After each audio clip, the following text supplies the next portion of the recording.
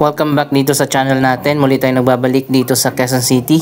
Alamin natin ang latest na progress sa iba't ibang mga proyekto na ginagawa dito sa loob ng Quezon City Memorial Circle. Ang ganda na pala dito sa harap ng Quezon City Hall.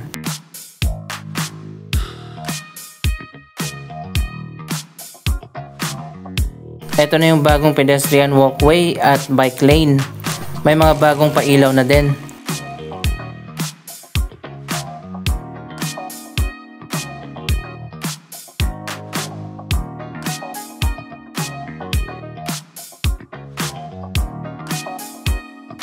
Natapos na nga yung renovation dito sa Quezon City Hall Underpass.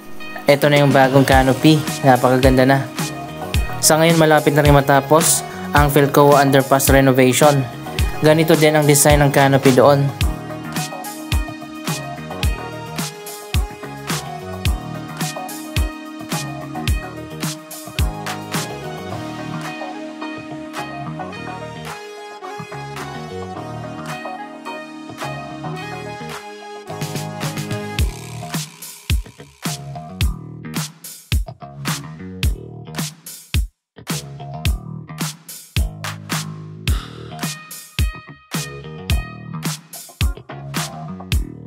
By the way, may isa pang bagong underpass na itatayo dito sa may Quezon City Circle.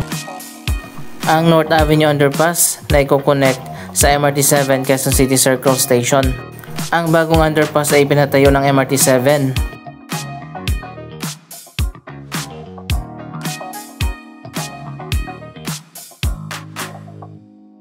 Panoorin nyo na lang doon sa isa kong video yung update na ginawa ko tungkol dyan.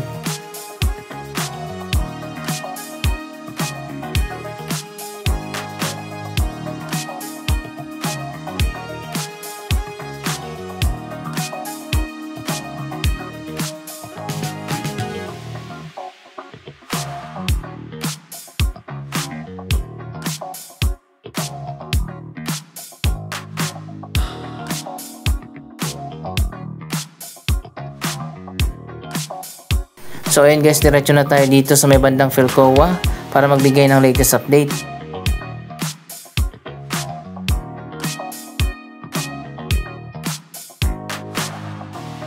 Sa ngayon sobrang putik pa dito, hindi pa kasi nasisemento itong mga bagong daanan.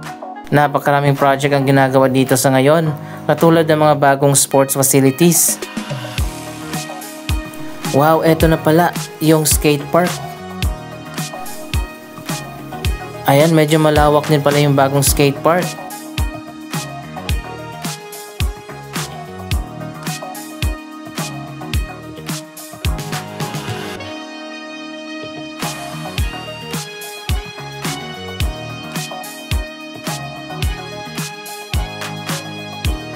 Ayan, finally, magkakaroon na rin ng skating area dito.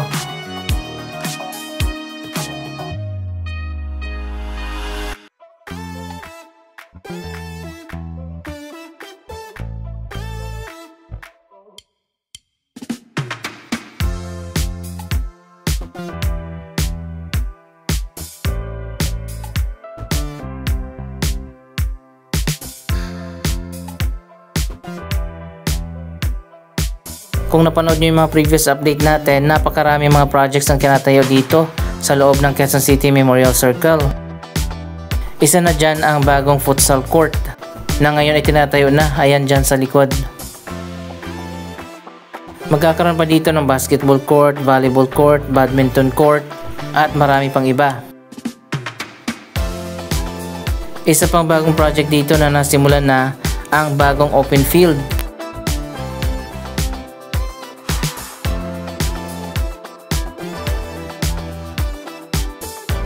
Wow, ang ganda na pala dito. Tingnan nyo oh.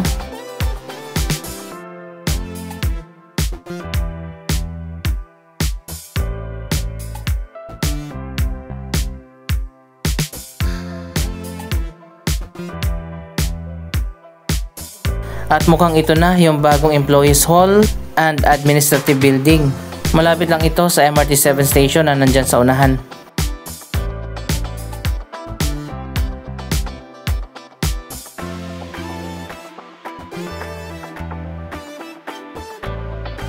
Yung last update pala natin dito, hindi tayo nag-explore sa bagong open field. Ngayon susubukan natin tingnan dito sa loob. Wow, may bago na palang walkway dito.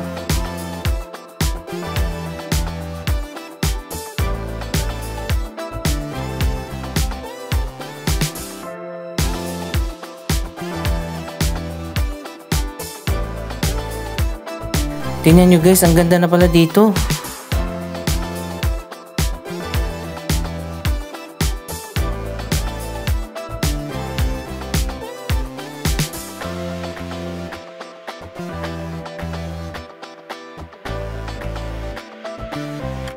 Natapos na rin pala itong ginawa na bagong mini bridge.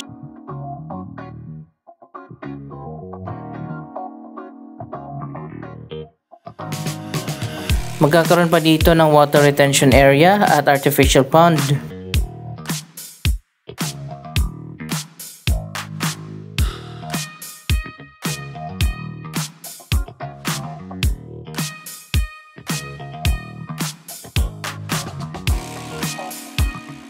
So ayan guys, dito sa kabila ongoing pa ang iba't ibang projects na gagawin dyan.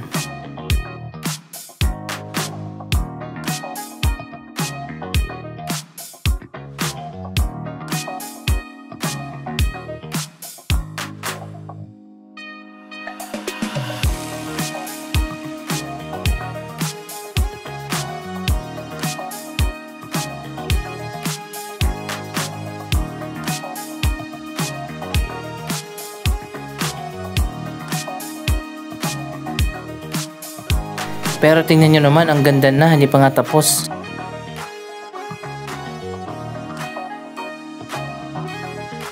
Magkakaroon pa pala dito ng football field.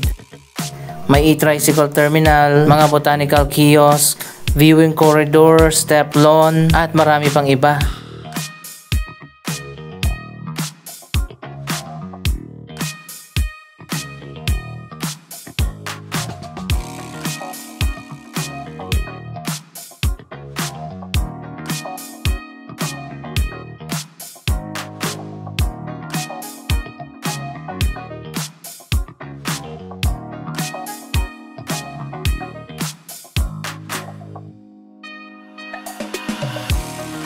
Magkakaroon nga ng malaking transformation ang Quezon City Memorial Circle kapag natapos na ang mga proyektong ginagawa dito.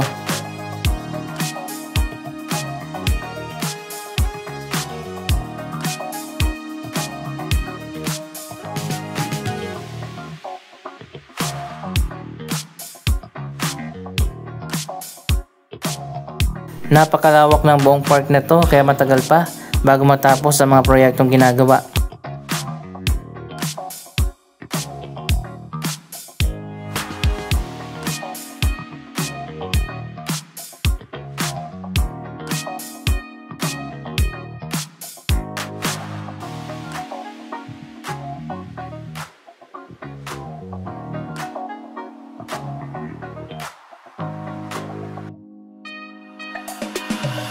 Pero sa ngayon makikita naman natin ang transformation. Ito ang ilan sa mga projects na abangan natin. Ito naman yung ipinakita ko sa inyo, retention pond at water feature, multi-purpose open field,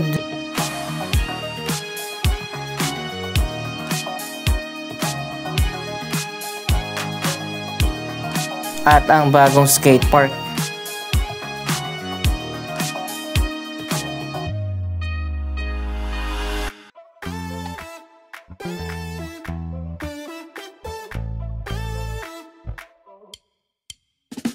May area na rin dito na natapos na kaso naka-enclosed pa siya sa ngayon.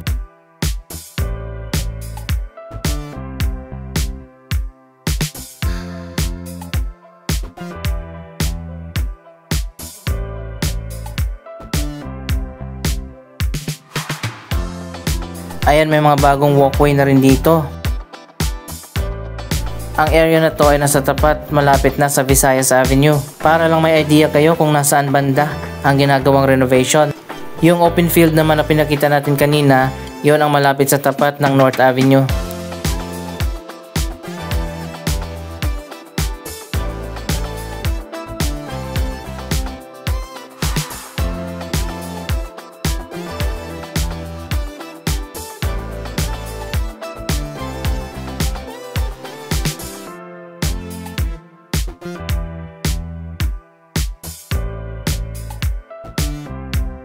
Dito naman yung bandang Philcoa, may mga bagong projects pa na itatayo dyan.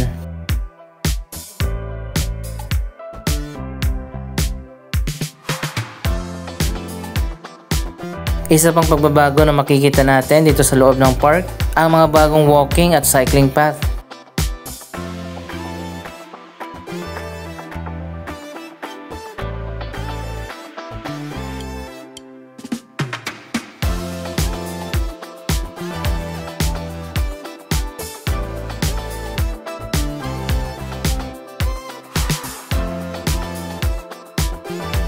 So ayun guys, bahagi pa ito ng skate park.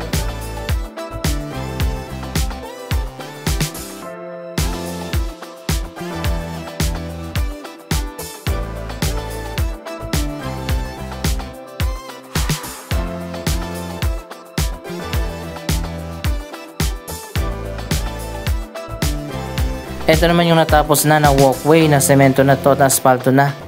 Pero sa ngayon madumi pa kasi hindi pa nililinis. Pero gawa na itong mga walkway na to, pati na mga bagong restroom.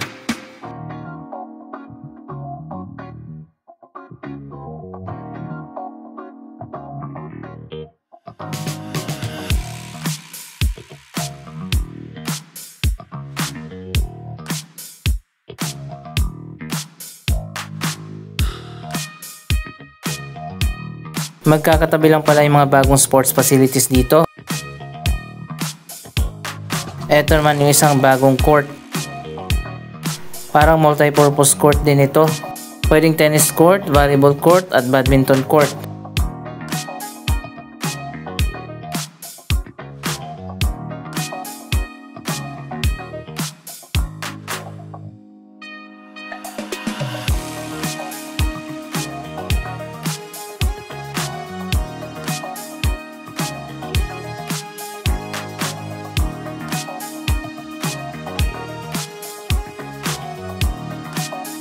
Maganda talaga kapag proactive ang local government. So ayun guys, nakabalik na tayo dito sa Kabiasnan. Ang Liwasang Aurora pala ang magkakaroon din ng renovation. Ito yung stage dito sa loob ng park.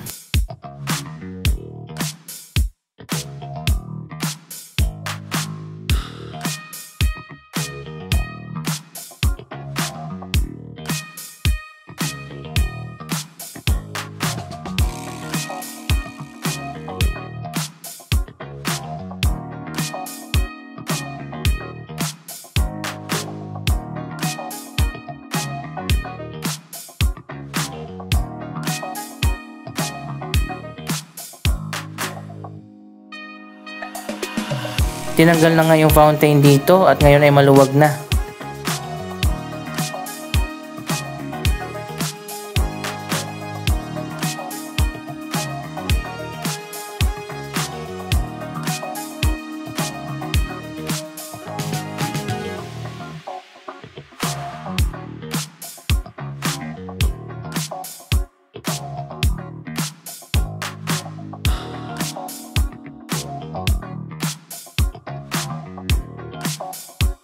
Ang mga bagong project dito ay bilang paghahanda sa opening ng MRT 7 station na magbubukas na sa year 2027.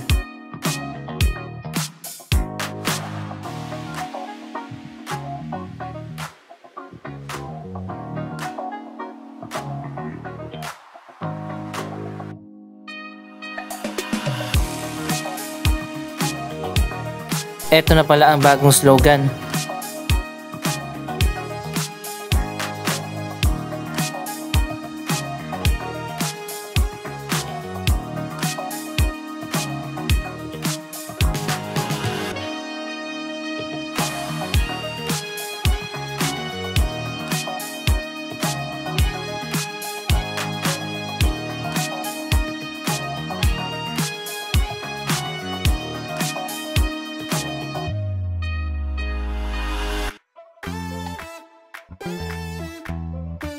Anong masasabi nyo sa mga proyektong ito? Mag-comment lamang dyan sa baba ng inyong mga reaksyon. Maraming salamat sa inyong panonood. Huwag kalimutan na i-like, i-share ang video ito at mag-subscribe. Thank you for watching!